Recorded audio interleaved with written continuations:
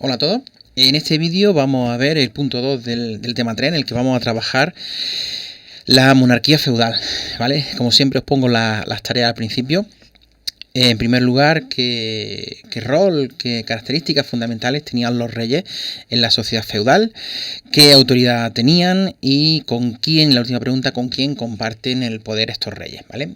Hay que partir de la idea de que el rey en la sociedad feudal no es lo mismo que un rey de una época posterior. No es lo mismo un rey del siglo XV, no es lo mismo un rey que del siglo XVII. El poder real va a ir variando dependiendo de la época en la que nos encontremos. Como estamos trabajando en la Europa feudal, estamos hablando de la monarquía feudal y tiene unas características muy determinadas, ¿vale?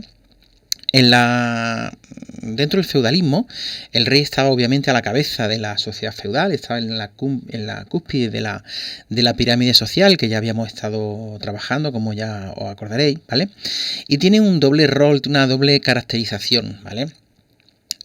Por un lado, tenemos que hablar de la concepción o el carácter sagrado que tiene su figura, ya que se consideraba que estaba escogido por Dios. Es decir, que era un designio divino el hecho de que esa persona fuera el rey.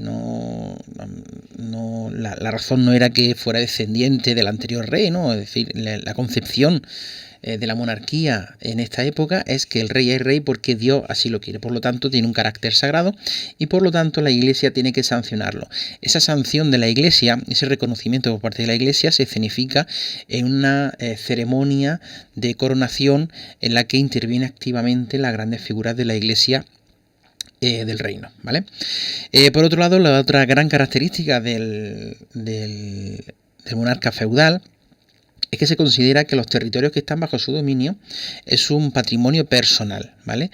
Lo considera como si fuera una propiedad privada suya. Y como propiedad privada suya, pues lo que puede hacer es dividirlo, delegarlo en su hijo, que sus hijos lo hereden cada uno una parte, o que lo herede solo uno. Eso ya a decisión del propio monarca feudal. Es una idea un poco curiosa esta concepción patrimonial del reino, como si fuera una propiedad privada suya. Es cierto que estos reinos durante el feudalismo, durante la Edad Media, durante estos siglos que estamos trabajando, entre el siglo IX y el siglo XI, pues las fronteras de los reinos cambian de manera muy habitual. Es muy fácil, es muy habitual que esas fronteras se agranden o que se hagan más pequeñitas debido a los continuos enfrentamientos que va a haber entre los distintos reinos.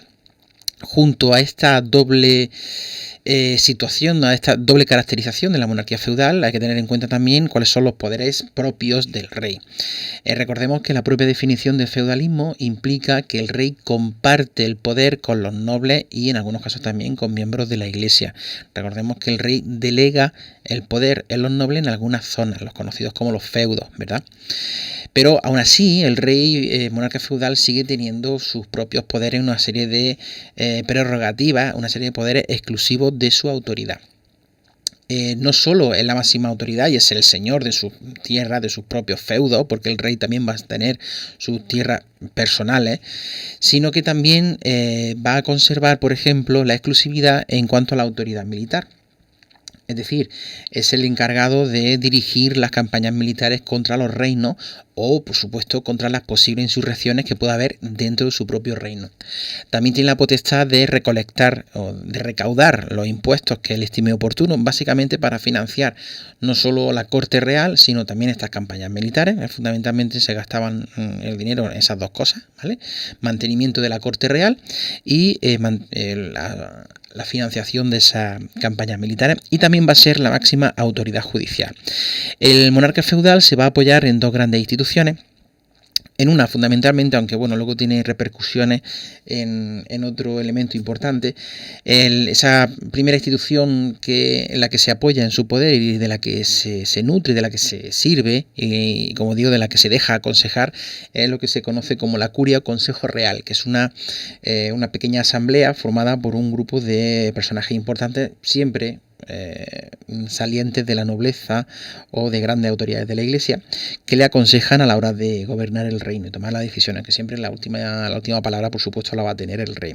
Todas estas decisiones que se tomaban, todos los registros por escrito que se tenían que hacer, ¿verdad? De todas estas reuniones, estas decisiones, estas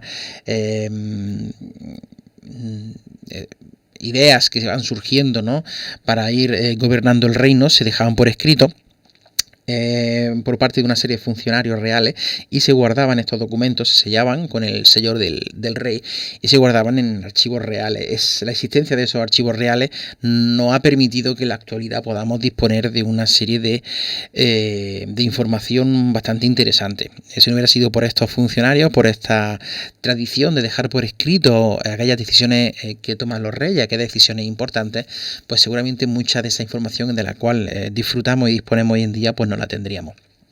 El rey va centrándonos ya en la propia figura de este personaje. Tiene una serie de atributos, tiene una serie de elementos en cuanto a su vestimenta, en cuanto a su apariencia, que simbolizan ese poder y esa preeminencia sobre el resto de nobles. Hay que recordar que ese monarca es un noble más, pero es el más importante dentro de dichos nobles. Por un lado, por supuesto, la corona, que es el mayor símbolo de la autoridad real, pero también hay otra simbología, como por ejemplo la existencia de ese anillo de oro, el cetro, símbolo también de poder, la mano de la justicia, la espada. Recordemos que la espada es el símbolo de la nobleza. El monarca feudal es un noble más y como noble se ocupa de la guerra, y en el caso del monarca feudal, el monarca de estos siglos, del 9 al 12, pues no es un monarca que es activo en la guerra, es decir, participa activamente en la guerra, yendo a batallar como un noble más, ¿vale? Es cierto que luego esa caracterización del rey guerrero se va perdiendo con el paso de los siglos, ¿vale? Esta es una representación, como digo, de esa corte, de ese consejo real, ¿verdad?, que está formado, esa curia que está formada tanto por autoridades de la Iglesia como, por supuesto, por nobles, en muchos casos emparentados con el propio rey. La imagen de la izquierda, pues lo que nos intenta explicar, representar, es ese carácter sagrado en el cual el rey, ¿vale?, recibe el poder directamente desde Dios. En este caso, como podéis observar, es una imagen en la que aparece Jesucristo otorgando el poder real a un rey. Esa concepción del carácter sagrado de la realeza va a durar durante bastantes siglos. Y para eso os pongo un ejemplo en el que podemos ver una imagen de una moneda de los dos dorsos, las dos caras de una misma moneda, de una fecha tan tardía como del año 1708, estamos hablando del siglo XVIII, que obviamente ya no es ni Edad Media, ni ya los monarcas eran monarcas feudales, eran monarcas pero tenían otra caracterización y otra tipología y otras funciones y otras prerrogativas. Es una moneda del monarca Carlos III del Reino de España, del año, como digo, 1708, siglo XVIII. Estamos hablando de 5 o 6 siglos más tarde de la época en la que estamos viendo, pero en esta moneda aparece una leyendita, Die Gratie, que significa rey por gracia de Dios, ¿no? Esto significa que durante muchísimos siglos se va a seguir considerando ese carácter sagrado de la monarquía, incluso en tiempos, como digo, tan cercanos al presente como puede ser el siglo XVIII. En el caso de los monarcas feudales durante la Edad Media va a existir un elemento curioso e importante también, en el que, si recordamos, desde la época de Carlomagno va a existir en Europa dos imperios, ¿no? En la Europa más oriental, pegando con Asia, estaba el Imperio Bizantino, y con la coronación de Carlomagno se crea un nuevo imperio, el Imperio Carolingio. Pues ese Imperio Carolingio, esa dignidad imperial de Carlomagno va a seguir existiendo, y va a existir un emperador que incluso durante alguna época, concretamente durante el siglo X, los emperadores alemanes, los otónidas, que se llamaban porque tenían ese nombre, ¿no? Otón, pues tuvieron cierta importancia. Pero sí es cierto que la figura del emperador va a ser algo bastante más simbólico que real.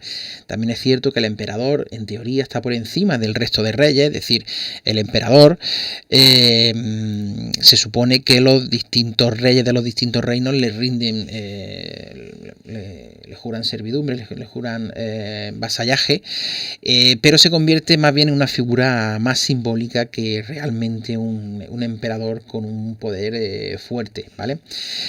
La existencia del emperador coincide con la existencia de otra autoridad suprema en Europa, que es el Papa. Por lo tanto, la existencia de un emperador, por un lado, y un papa es la representación de los dos grandes poderes existentes en Europa. Por un lado, el poder político, que lo representaría el papa, por otro lado, el poder religioso, que lo representa, el emperador, y por otro lado, el poder religioso, que lo representaría el papa, llegando incluso en muchas ocasiones a pugnar por el poder, porque en ocasiones el emperador considera que su poder tiene que estar por encima del papa, de la máxima autoridad de la Iglesia Católica, mientras que el papa considera que el emperador tiene que estar por debajo de la autoridad papal, ¿no? Entonces eso va a dar, en muchas ocasiones, durante este periodo, durante la Edad Media, va a dar origen a bastantes problemas, y los distintos reyes pues se van a posicionar o bien del lado del emperador